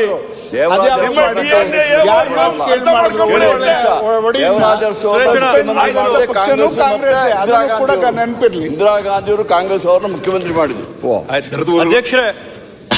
ಅಧ್ಯಕ್ಷರೇ, ಸುರೇಶ್ ಅಣ್ಣ ಎಲ್ಲ ನನ್ DNA ಬಗ್ಗೆ ಆಮೇಲೆ ಚರ್ಚೆ ಆಗಲಿ. ಇದರ ಸದ್ಯದಲ್ಲಿ ಮಾತಾಡ್ತಾ ಇವತ್ತೇನು 2016ರಿಂದ ಏನು ಕೇಂದ್ರ ಸರ್ಕಾರದ ಕಡೆ ಆದಂತ ಕೆಲವೊಂದು ಅವೈಜ್ಞಾನಿಕವಾದಂತ ಕ್ರಮಗಳು, ಅಸಮರ್ಪಕವಾಗಿ ರಾಷ್ಟ್ರನ ನಡೆಸಂತ ಕೆಲವೊಂದು ಕ್ರಮಗಳೇನಾಯ್ತು ಸಭಾಧ್ಯಕ್ಷರೇ, ಅವೆಲ್ಲದ್ರಿಂದ ಕೂಡ ಬಡತನದಲ್ಲಿರ್ತಕ್ಕಂಥ ಜನ ಇವತ್ತು ತತ್ತರಿಸೋಗಿ ಅವರ ಬದುಕುಗಳನ್ನ ಕಟ್ಕೊಳ್ಳೋದೇ ಕಷ್ಟ ಆದಂತ ಸಂದರ್ಭಕ್ಕೆ ಬಂದ ಸಭಾಧ್ಯಕ್ಷರೇ. ಅದರಲ್ಲಿ ಪ್ರಪ್ರಥಮವಾದಂತ ಒಂದು ದೊಡ್ಡ ಅವೈಜ್ಞಾನಿಕವಾದಂತ ಕ್ರಮ ಏನಂತಂದ್ರೆ 2016ನೇ ಇಸ್ವಿಯಲ್ಲಿ ಮಾಡಿದಂತ ಡಿಮಾನಿಟೈಸೇಷನ್ ಅನ್ನಂತ ಒಂದು ಕ್ರಮ ಸಭಾಧ್ಯಕ್ಷರೇ. ಆ ಡಿಮಾನಿಟೈಸೇಷನ್ ಅಂತ ಮಾಡಿದಂತ ಒಂದು ಸಂದರ್ಭದಲ್ಲಿ ಏನ್ ರಾತ್ರೋರಾತ್ರಿ ಸರ್ಜಿಕಲ್ ಸ್ಟ್ರೈಕ್ ಅಂತ ಹೇಳಿ ದೇಶದಲ್ಲಿ, ವಿಶ್ವದಲ್ಲಿರ್ತಕ್ಕಂಥ ಎಲ್ಲ ಕಪ್ಪು ಹಣನ ವಾಪಸ್ ದೇಶಕ್ಕೆ ತರ್ತೀವಂತ ಘೋಷಣೆ ಮಾಡಿ ಡಿಮಾನಿಟೈಸೇಷನ್ ಮಾಡಿದಂತ ಸಂದರ್ಭದಲ್ಲಿ ಸಭಾಧ್ಯಕ್ಷರೇ, ಎಲ್ಲ ಡಿಮಾನಿಟೈಸೇಷನ್ ಕಳೆದ ನಂತರ ದೇಶದಲ್ಲಿದ್ದಂತ ಏನು ಇವರು ಸುಮಾರು 15.44 ಲಕ್ಷ ಕೋಟಿಯಷ್ಟು 1000 ಮತ್ತೆ 500 ರೂಪಾಯಿ ನೋಟುಗಳಲ್ಲಿ 99.3% of the currency was back in banks. ಅಂದ್ರೆ ಆ ಸಂದರ್ಭದಲ್ಲಿ ಇವರೇನು ಕಪ್ಪು ಹಣನ ನಾವು ತೆಗಿತೀವಂತ ಪ್ರಯತ್ನ ಮಾಡಿದ್ರು ಯಾವೊಂದು ಕಪ್ಪು ಹಣ ಕೂಡ ಸಿಕ್ಲಿಲ್ಲ. ಅದೊಂದೇ ಅಲ್ಲ, ಚುನಾವಣೆಯ ಸಂದರ್ಭದಲ್ಲಿ ಕಪ್ಪು ಹಣನ ತಂದು ಪ್ರತಿಯೊಬ್ಬರ ಖಾತೆಗೂ ಕೂಡ 15 ಲಕ್ಷ ರೂಪಾಯಿ ಜಮೆ ಮಾಡ್ತೀನಿ ಅಂತ ಹೇಳಿದ್ರು. ಕಪ್ಪು ಹಣ ಸಿಕ್ಲೂ ಇಲ್ಲ, 15 ಲಕ್ಷ ರೂಪಾಯಿ ಯಾರ ಬ್ಯಾಂಕ್ ಜಮೆ ಕೂಡ ಆಗ್ಲಿಲ್ಲ. ಆ ಒಂದು ರೀತಿಯಾದಂತ ಅವೈಜ್ಞಾನಿಕವಾದಂತ ಒಂದು ಕ್ರಮ ತಗೊಂಡಿದ್ರಿಂದ ಸಾಕಷ್ಟು ಬಡ ಕುಟುಂಬಗಳು ತಮ್ಮ ಬದುಕುಗಳನ್ನೇ ಕಳ್ಕೊಂಡ್ರು. ನಾವೇ ಕಣ್ಮುಂದೆ ನೋಡ್ದಂಗೆ ಸಣ್ಣ ಕಿರಾಣಿ ಅಂಗಡಿಗಳಿಟ್ಕೊಂಡವರು, ಸಣ್ಣ ಮಧ್ಯಮ ವರ್ಗದ ಉದ್ಯಮಿಗಳು ಎಲ್ಲ ಈ ಡಿಮಾನಿಟೈಸೇಷನ್ ಸಂದರ್ಭಗಳಲ್ಲಿ ಪಾಪ ಅವರ ಪೂರ್ತಿ ಉದ್ಯಮಗಳನ್ನೇ ಕಳ್ಕೊಂಡ್ರು. ರೈತರು ಏನು ಬೆಳೆಗಳು ಬೆಳೆಯಕ್ಕೆ ಅವ್ರಿಗೆ ಔಷಧಿಗಳು ಬೇಕಾಗಿತ್ತು, ಗೊಬ್ಬರಗಳು ಬೇಕಾಗಿತ್ತು, ATMಗಳ ಮುಂದೆ ಕಿಲೋಮೀಟರ್ ಗಟ್ಟಲೆ ಕ್ಯೂ ನಿಂತು ಅದನ್ನು ಪಡೆಯಲಾರದೆ ರೈತರು ಅವರ ಬೆಳೆಗಳನ್ನ ಕಳ್ಕೊಂಡದ್ದು ನಾವು ನೋಡಿದೀವಿ. ಸಾಕಷ್ಟು ಈ ಒಂದು ದೇಶಕ್ಕೆ ಆ ಒಂದು ಡಿಮಾನಿಟೈಸೇಷನ್ ಮಾಡಿದಾಗಿಂದ ಕೂಡ ನೀವು ಕೋವಿಡ್ ಬರೋವರೆಗೂ GDP ಬೆಳವಣಿಗೆನ ನೋಡಿದ್ರೆ ಇದು ಬಜೆಟ್ ಮೇಲೆ ಭಾಷಣ ಅಥವಾ ಇದ್ರ ಮೇಲೆ ಭಾಷಣ? ಈಗ ಇದು ಬಜೆಟ್ ಮೇಲೆ ಭಾಷಣ ಅಥವಾ ಇದ್ರ ಮೇಲೆ ಭಾಷಣ? ಯಾವ್ದ್ರ ಬಗ್ಗೆ ಮಾತಾಡ್ತೀರಿ ನೀವು? ಬಜೆಟ್ ಬಗ್ಗೆ, ಆರ್ಥಿಕ ಪರಿಸ್ಥಿತಿ ನೋಡಿ. ಹಾಗಿದ್ರೆ ನಾವು ತುರ್ತು ಪರಿಸ್ಥಿತಿ ಬಗ್ಗೆ ನಾವು ಮಾತಾಡಬೇಕಾಗ್ತದೆ. ಆರ್ಥಿಕ ಪರಿಸ್ಥಿತಿ ಬಗ್ಗೆ ಮಾತಾಡಿ. Please focus on budget only. ಆರ್ಥಿಕ ಪರಿಸ್ಥಿತಿ, please focus on budget only. ಆರ್ಥಿಕ ಪರಿಸ್ಥಿತಿ ಬಗ್ಗೆನೇ ಮಾತಾಡ್ತಾ ಇರೋದು. ಹಾಗಿದ್ರೆ ನಾವು ಮಾತಾಡಬೇಕಾಗ್ತದೆ. ಅಧ್ಯಕ್ಷ, ನಮ್ಗೆ ಅವಕಾಶ ಕೊಡ್ಬೇಕಾಗ್ತದೆ. ನೀವೆಲ್ಲ ಆರ್ಥಿಕ ಪರಿಸ್ಥಿತಿ ಫೋಕಸ್ ಆನ್ ಬಜೆಟ್ ಓನ್ಲಿ. ಆರ್ಥಿಕ ಪರಿಸ್ಥಿತಿ ಬಗ್ಗೆನೇ ಮಾತಾಡ್ತಾ ಇರ್ತಕ್ಕಂಥದ್ದು. ಸಭಾಧ್ಯಕ್ಷರೇ, ಆ ಒಂದು ತೀರ್ಮಾನದಿಂದ ಈ ದೇಶಕ್ಕೆ ಸುಮಾರು 3 ವರ್ಷದಲ್ಲಿ 13 ಲಕ್ಷ ಕೋಟಿ ರೂಪಾಯಿಯಷ್ಟು ನಷ್ಟ ಆಗಿದೆ. ಸಭಾಧ್ಯಕ್ಷರೇ, ಈ ಎಲ್ಲ ಮಾಹಿತಿಗಳ ಜೊತೆಗೆ ಏನು ಡಿಮಾನಿಟೈಸೇಷನ್ ಆದಂತ ನಷ್ಟಕ್ಕೆ ನಾವು ಸೇರಿಸ್ಕೊಳ್ತಾ ಬಂದ್ರೆ 2017ನೇ ಇಸ್ವಿಯಲ್ಲಿ ಏನು ಅವೈಜ್ಞಾನಿಕವಾಗಿ GSTನ ಜಾರಿಗೆ ತಂದ್ರು ಈ ಒಂದು ದೇಶದಲ್ಲಿ, ಆ GSTನ ಜಾರಿಗೆ ತರುವ ಮುಖಾಂತರವಾಗಿ ತೆರಿಗೆಯ ಹೊರೆನ ಯಾರ ಮೇಲೆ ಹಾಕಿದ್ರು ಅಂತಂದ್ರೆ ಡೈರೆಕ್ಟ್ ಅಂಡ್ ಇಂಡೈರೆಕ್ಟ್ ಟ್ಯಾಕ್ಸೇಷನ್ ಅಂತ ಎರಡಿರೋದ್ರಲ್ಲಿ, ಡೈರೆಕ್ಟ್ ಟ್ಯಾಕ್ಸೇಷನ್ ಅಲ್ಲಿ ನಾವು ಆದಾಯದ ಮೇಲೆ ಟ್ಯಾಕ್ಸ್ ಹಾಕ್ತೀವಿ. ಇಂಡೈರೆಕ್ಟ್ ಟ್ಯಾಕ್ಸೇಷನ್ ಅಲ್ಲಿ ಜನರು ತಮ್ಮ ಬದುಕುಗಳನ್ನ ನಡೆಸಕ್ಕೋಸ್ಕರ, ಮನೆಗಳಲ್ಲಿ ದಿನಸಿಗಳನ್ನ ಕೊಂಡ್ಕೊಳ್ಳೋಕೋಸ್ಕರ, ಓಡಾಡಕ್ಕೋಸ್ಕರ ಏನಕ್ಕೆಲ್ಲ ಪದಾರ್ಥಗಳನ್ನ ಬಳಸ್ತಾರೋ ಅವೆಲ್ಲದರ ಮೇಲೂ ಕೂಡ ಇಂಡೈರೆಕ್ಟ್ ಟ್ಯಾಕ್ಸೇಷನ್ GST ಮುಖಾಂತರವಾಗಿ ಏನಾಗ್ತಾ ಇದ್ರೆ ಆ ಒಂದು ಹೊರೆ ಆರ್ಥಿಕವಾಗಿ ಮುಂದುವರೆದವ್ರ ಮೇಲೆ ಯಾರ ಮೇಲೂ ಬೀಳಲಿಲ್ಲ. ಸಭಾಧ್ಯಕ್ಷರೇ, ಆ ಸಂಪೂರ್ಣವಾದಂತಹ ಹೊರೆ ಬಡವರ್ಗದವ್ರ ಮೇಲೆ ಬಿದ್ದಿರ್ತಕ್ಕಂಥದ್ದನ್ನ ನಾವು ಇವತ್ತು ನೋಡ್ತಾ ಇದ್ದೀವಿ. ಅದರ ಜೊತೆಗೆ ಮುಂದುವರೆದು ದುರಾದೃಷ್ಟಕ್ಕೆ ಕೋವಿಡ್ ಬಂದ್ರಿಂದ ಕೋವಿಡ್ ಅಲ್ಲಾದಂತ ಅನಾಹುತಗಳ ಬಗ್ಗೆ ಎಲ್ಲ ನಾನು ಉಚ್ಚಾರ ಮಾಡಕ್ ಹೋಗಲ್ಲ. ಆದ್ರೆ ಕೋವಿಡ್ ಆದಂತ ಸಂದರ್ಭಗಳಲ್ಲಿ ಮನೆಗಳಲ್ಲಿದ್ದಂತ ಜನ, ಅವರ ಆರ್ಥಿಕ ಪರಿಸ್ಥಿತಿ ಏನಾಯ್ತು, ಸಂಪಾದನೆ ಇಲ್ಲ, ಅವರೆಲ್ಲರೂ ಕೂಡ ಚಿಕಿತ್ಸೆಗೆ ಹೋದಂತ ಸಂದರ್ಭದಲ್ಲಿ ಅವರ ಕಾಸುಗಳನ್ನ ಕಳ್ಕೊಂಡಂತದ್ದು, ಜೀವಗಳನ್ನ ಕಳ್ಕೊಂಡಂತದ್ದು ನೋಡಿದ್ರೆ ದೇಶದ ಆರ್ಥಿಕತೆ ಸಂಪೂರ್ಣವಾಗಿ ಕುಸಿದೋಗಿತ್ತು. ಸಭಾಧ್ಯಕ್ಷರೇ, ಕುಸಿದೋಗಿ ದೇಶದ ಆರ್ಥಿಕ ಪರಿಸ್ಥಿತಿ ಯಾವ ತರ ಇತ್ತು ಅಂತಂದ್ರೆ, ಸಭಾಧ್ಯಕ್ಷರೇ, ಪೀರಿಯಾಡಿಕ್ ಲೇಬರ್ ಫೋರ್ಸ್ ಸರ್ವೆ ಅಂತ ಒಂದು ವರದಿ ಬರುತ್ತೆ. ಸಭಾಧ್ಯಕ್ಷರೇ, ಆ ಪೀರಿಯಾಡಿಕ್ ಲೇಬರ್ ಫೋರ್ಸ್ ಸರ್ವೆಯಲ್ಲಿ ಒಂದು ಆಶ್ಚರ್ಯ ಆಗಂತ ಒಂದು ಮಾಹಿತಿ ಹೊರಗೆ ಬಂದಿದೆ. ಸಭಾಧ್ಯಕ್ಷರೇ, ಏನೊಂದು ಗ್ರಾಮಾಂತರ ಭಾಗದಲ್ಲಿರ್ತಕ್ಕಂಥ ಒಬ್ಬ ಕಾರ್ಮಿಕನು ತಿಂಗಳಿಗೆ ಅವನ ಆದಾಯ ಎಷ್ಟಿದೆ ಅಂತಂದ್ರೆ 2017-18ನೇ ಇಸ್ವಿಯಲ್ಲಿ ಅವನ ಆದಾಯ 9,107 ರೂಪಾಯಿ ಇತ್ತು. ಅದೇ 2023-24ನೇ ಇಸ್ವಿಯಲ್ಲಿ ಅವನ ಆದಾಯ ಎಷ್ಟಾಯಿತು ಅಂತ ನಾವು ನೋಡಿದ್ರೆ ಆ ಆದಾಯ ಕುಸಿದು 8,843 ಆಗಿದೆ. ಸಭಾಧ್ಯಕ್ಷರೇ, ಅಂದ್ರೆ 6 ವರ್ಷದ ಕಾಲದಲ್ಲಿ ನಾವೆಲ್ಲ ಏನು ಒಂದು ನಿರೀಕ್ಷೆ ಇಟ್ಕೊಂಡಿರ್ತೀವಿ ಅಂದ್ರೆ ಜನರ ಗಳಿಕೆ ಆದಾಯ ಗ್ರಾಮಾಂತರ ಭಾಗಗಳಲ್ಲಿ ಜಾಸ್ತಿ ಆಗುತ್ತೆ, 60%ಗಿಂತ ಜಾಸ್ತಿ ಜನ ಗ್ರಾಮಾಂತರ ಭಾಗಗಳಲ್ಲಿರ್ತಾರೆ, ಅವ್ರ ಆದಾಯ ಜಾಸ್ತಿ ಆಗುತ್ತಂತ ನಾವು ನಿರೀಕ್ಷೆ ಇಟ್ಕೊಂಡಿದ್ರೆ 6 ವರ್ಷದಲ್ಲಿ ಗ್ರಾಮಾಂತರ ಭಾಗದಲ್ಲಿರ್ತಕ್ಕಂಥ ಆದಾಯ ಕುಸಿದೋಗಿದೆ. ಸಭಾಧ್ಯಕ್ಷರೇ, ಈ ಒಂದು ಆದಾಯ 8,044 ಅಂತ ಏನಿದೆ, ಈ ಆದಾಯ ಮನಿ ವ್ಯಾಲ್ಯೂ ಅಂದ್ರೆ it does not take into consideration inflation, ಬೆಲೆ ಏರಿಕೆ ಬಗ್ಗೆ, ಹಣದೊಬ್ಬರದ ಬಗ್ಗೆ ಇದು ತಗೊಳ್ಳಲ್ಲ. ಡೈರೆಕ್ಟ್ ನಂಬರ್ಸ್ ಅಲ್ಲಿ ಇವತ್ತು 6 ವರ್ಷದಲ್ಲಿ ಗ್ರಾಮಾಂತರ ಭಾಗದಲ್ಲಿರ್ತಕ್ಕಂಥ ಜನರ ಆರ್ಥಿಕ ಪರಿಸ್ಥಿತಿ ಕುಸಿದಿದೆ. ಸಭಾಧ್ಯಕ್ಷರೇ, ಅದ್ರ ಜೊತೆಗೆ ಮುಂದುವರೆದು ಒಂದು ವರದಿ ಏನಂತ ಹೇಳುತ್ತಂತಂದ್ರೆ, ಇಲ್ಲೊಂದು ಪ್ರಾಫಿಟ್ ಟು GDP ರೇಷಿಯೋ ಅನ್ನಂತ ಒಂದು ಕಾನ್ಸೆಪ್ಟ್ ಇದೆ. ಸಭಾಧ್ಯಕ್ಷರೇ, ಅಂದ್ರೆ ಏನು ಈ ದೇಶದಲ್ಲಿರ್ತಕ್ಕಂಥ ನಿಫ್ಟಿ 500 ಬಂಡವಾಳಶಾಹಿ ಕಂಪನಿಗಳೇನಿವೆ, ಈ ಬಂಡವಾಳಶಾಹಿಗಳ ಒಂದು ಆದಾಯದಲ್ಲಿರ್ತಕ್ಕಂಥ ಲಾಭನ ಮತ್ತೆ ಈ ದೇಶದ GDPನ ಒಂದು ರೇಷಿಯೋ ತೆಗೆದ್ರೆ ಏನ್ ಬರುತ್ತೆ ಅಂತ ಒಂದು ಮಾಹಿತಿ ಇದೆ ಸಭಾಧ್ಯಕ್ಷರೇ. ಇದರಲ್ಲಿ ಏನಾಗಿದೆ ಅಂತಂದ್ರೆ 2017ರಲ್ಲಿ ಪ್ರಾಫಿಟ್ ಟು GDP ರೇಷಿಯೋ 2.1% ಇದ್ದಿದ್ದು 2023-24ನೇ ವರ್ಷದಲ್ಲಿ 4.8% ಆಗಿದೆ ಸಭಾಧ್ಯಕ್ಷರೇ. ಅಂದ್ರೆ ಕಾಸು, ಹಣ, ಆದಾಯ, ಗಳಿಕೆ ಎಲ್ಲ ಎಲ್ಲೋಗಿದೆ ಅಂತಂದ್ರೆ ಗ್ರಾಮಾಂತರ ಭಾಗದಲ್ಲಿರ್ತಕ್ಕಂಥ ಬಡವರ ಜೇಬುಗಳಿಂದ ನಗರಗಳಲ್ಲಿ ಇರ್ತಕ್ಕಂಥ ಬಂಡವಾಳ ಶಾಹಿಗಳ ಜೋಬುಗಳಿಗೆ ಹೋಗದೆ ಅವ್ರ ಜೋಬುಗಳ ಮುಖಾಂತರಕ್ಕೆ ಇವತ್ತು ಲಾಭಾಂಶನ ಇವತ್ತು ದೊಡ್ಡ ದೊಡ್ಡ ಬಂಡವಾಳ ಶಾಹಿಗಳು ಗಳಿಸವ್ರೆ. ದೇಶದಲ್ಲಿರ್ತಕ್ಕಂಥ ಅತ್ಯಂತ ಕಡಬಡವನು ಇನ್ನ ಬಡವನಾಗಂತ ಪರಿಸ್ಥಿತಿ ಈ ದೇಶದಲ್ಲಿ ಕಳೆದ 6 ವರ್ಷದಲ್ಲಿ ಸೃಷ್ಟಿಯಾಗಿರ್ತಕ್ಕಂಥದ್ದನ್ನ ವರದಿ ಸ್ಪಷ್ಟವಾಗಿ ಕೊಡ್ತಾ ಇದೆ ಸಭಾಧ್ಯಕ್ಷರೇ. ಮತ್ತೊಮ್ಮೆ ಹೇಳ್ತೀನಿ, ಬಡವರ ಆದಾಯ, ಗ್ರಾಮಾಂತರ ಭಾಗದ ಬಡವರ ಆದಾಯ ಕಡಿಮೆ ಆಗಿದೆ.